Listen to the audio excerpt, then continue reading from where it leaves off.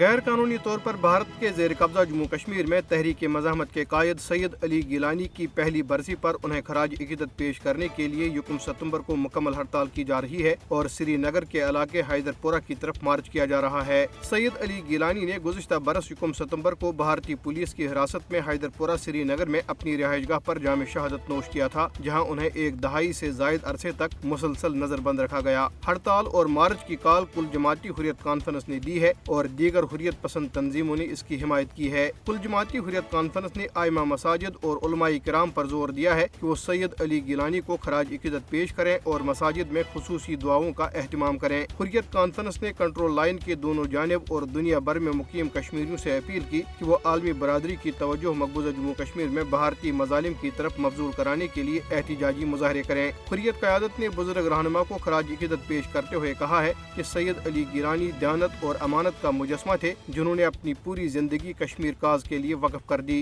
حریت قیادت نے کہا کہ سید علی گیلانی کو کشمیر کی تاریخ میں ہمیشہ ایک ایسے ہیرو کے طور پر یاد رکھا جائے گا جنہوں نے انتہائی جرأت اور بہادری کے ساتھ کشمیریوں کی جدوجہد آزادی کی رہنمائی کی۔ قیادت نے کہا کہ سید علی گیلانی کے مشن کو ہر قیمت پر منطقی انجام تک پہنچایا جائے گا۔ مقبوضہ کشمیر میں بھارتی فوجیوں نے گزشتہ روز شوپیاں میں 3 بے گناہ کشمیری نوجوانوں کو ایک جعلی مقابلے میں شہید کیا ہے۔ شہید کیے گئے نوجوانوں میں ایک انجینئرنگ کا طالب علم بھی شامل تھا۔ مصدقہ اطلاعات سے معلوم ہوا ہے کہ نوجوان پہلے ہی بھارتی فوج کی تحویل میں تھے، جنہوں نے انہیں ضلع کے علاقے ناگبل میں لے جا کر ایک جعلی مقابلے میں شہید کر دیا۔ فوجیوں نے نوجوانوں کو نام نہاد محاصرے اور تلاشی کے کارروائی کے دوران یہ دعویٰ کرتے ہوئے شہید کیا کہ وہ عسکریت پسند تھے اور ایک جھڑپ میں مارے گئے۔ مقامی لوگوں نے بھی صحافیوں کو بتایا ہے کہ نوجوان بے قصور تھے اور انہیں ایک جعلی مقابلے میں شہید کیا گیا۔ یہاں یہ بات قابل ذکر ہے کہ بھارتی فوجیوں نے گزشتہ 3 دہائیوں کے دوران ہزاروں کشمیریوں کو جعلی مقابلوں میں شہید کیا ہے۔ ان کارروائیوں کا واحد مقصد کشمیریوں کی جدوجہد آزادی کو بدنام کرنا اور اسے ایک دہشت گرد تحریک کے طور پر پیش کرنا ہے۔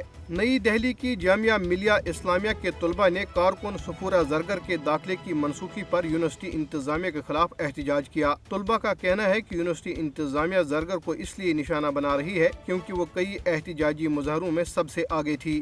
صفورہ زرگر کو شہریت ترمیمی قانون کے خلاف بڑے پیمانے پر احتجاج کے بعد 2020 میں شمال مشرقی دہلی میں مسلم مخالف فسادات کے بعد ایک مقدمے میں گرفتار کیا گیا تھا۔